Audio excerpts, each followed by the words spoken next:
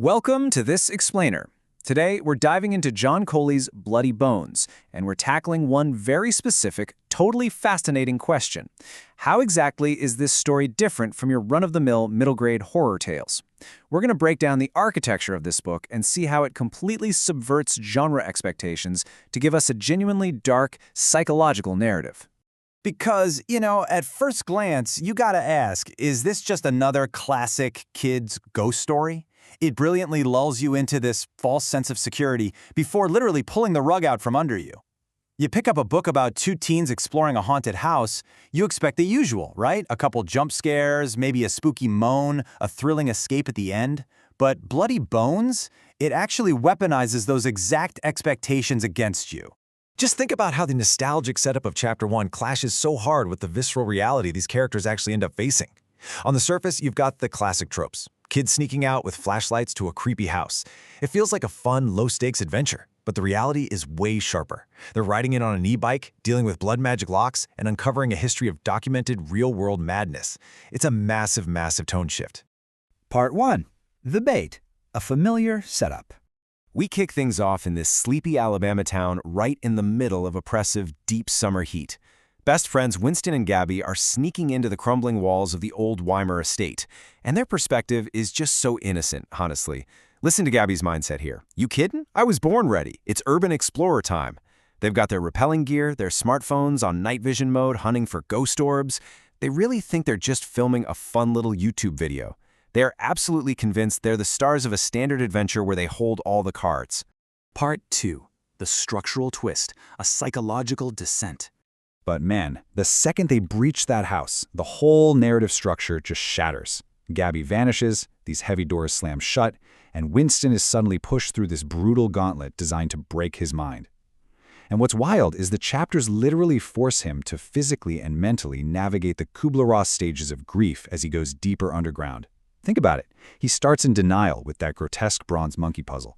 Then anger, trapped in a pitch-black room where faces on the walls literally mock his intelligence. Then bargaining at a huge steel door. Then depression in a claustrophobic maze pumping in raw audio of human suffering. And finally, acceptance, where he has to climb down a rope into a total abyss.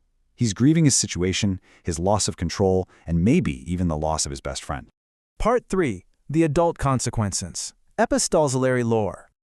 Now, what completely shatters that safe kids' horror vibe are the historical interludes sprinkled throughout Winston's terrifying descent.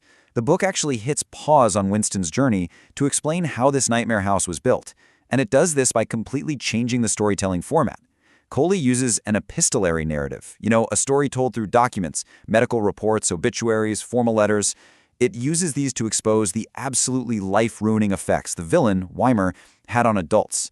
Usually in middle-grade fiction, adults are either completely absent or just safely oblivious. But here, the adults are the previous victims, and the damage done to them is permanent. We get these incredibly chilling medical reports detailing the rapid mental collapse of a sculptor, Melanie Smith. She was the one hired to build Weimer's bronze monkey trap.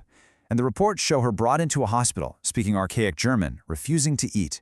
This progression just perfectly visualizes her fractured mind. Her very last report degrades into utter nonsense. Hear no evil, see evil, speak no evil. Weimer didn't just scare her, he completely broke her sanity. And she definitely wasn't the only one. Adults were driven to mutilation, madness, even death just to build this underground trap. You've got Jeffrey, a stonemason who gets his fingers crushed making the headstone. Dr. Stevenson commits suicide after creating the audio for that mocking room. Zamir's terminal cancer is literally exploited to force him to design a bloodlock. Joel loses a finger digging the tunnels. It just proves that the danger here isn't some spooky fog or an imaginary monster under the bed. It's tangible, permanent, bodily harm. Part 4. Visceral Traps and Stakes. Because unlike heroes who can just outrun a ghost, Winston has to pay a serious physical toll to survive. The house demands a sacrifice. To get past the bargaining stage of the house, he hits Zamir's door. He literally has to shove his hand into a metal contraption that clamps down on his knuckles. It draws his own blood to fill the intricate filigree of the lock mechanism. The fact that a young teenager has to leave his own flesh and blood behind just to open a door, that raises the visceral stakes way, way past normal genre boundaries. We are definitely not in a fun adventure anymore. This is straight-up survival horror. Part 5. A truly bleak ending. So Winston finally hits the bottom of the abyss. He finds Gabby sitting in a literal pit of bloody human bones. Now, the genre demands that the heroes defeat the monster, escape together, and, learn a valuable lesson. But Bloody Bones delivers an absolute gut punch instead. Winston drags Gabby up to the surface completely out of the grave, only to realize the person he rescued isn't his best friend at all. Gabby's been possessed by the monster. She starts translating archaic poems, her bones are physically cracking, and her bare feet are soiled and bloody. And then the story ends with this incredibly devastating line. Winston looks at Gabby smiling, and he notices a diamond sparkling in a gold tooth. That is the exact description of the dead man, Weimer. And then, nothing but darkness. This ending absolutely confirms that Weimer won. He took Gabby's place in the living world. It leaves us with this bleak, completely unresolved nightmare where the bad guy wins and the heroes lose everything. Part 6. Grounded and Mundane Reality. To fully grasp why this ending hits so incredibly hard, we've got to look at the author's note at the end. John Coley reveals that the horror is deeply rooted in real-world elements, which really blurs the line between fiction and reality. Like there is an actual caged grave near his home. He based the main characters on real friends named Gabby and Winston. The plot was even inspired by a creepy 1980s public TV cartoon about murdered ghosts, and that atmospheric southern heat lightning straight from his own childhood memories. Anchoring the story in these mundane, everyday details is exactly what makes this fantastical body-snatching horror feel so uncomfortably plausible. So, I want to leave you with a pretty chilling thought. If Weimer has used Gabby to step right out of the grave and into our reality, who is he going to come for next?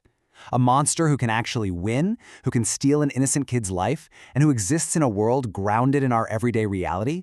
Well, that's exactly why this explainer proves Bloody Bones completely shatters every safe, comforting rule of kids' horror. Thanks for hanging out and exploring the dark depths of the Weimer estate with me today.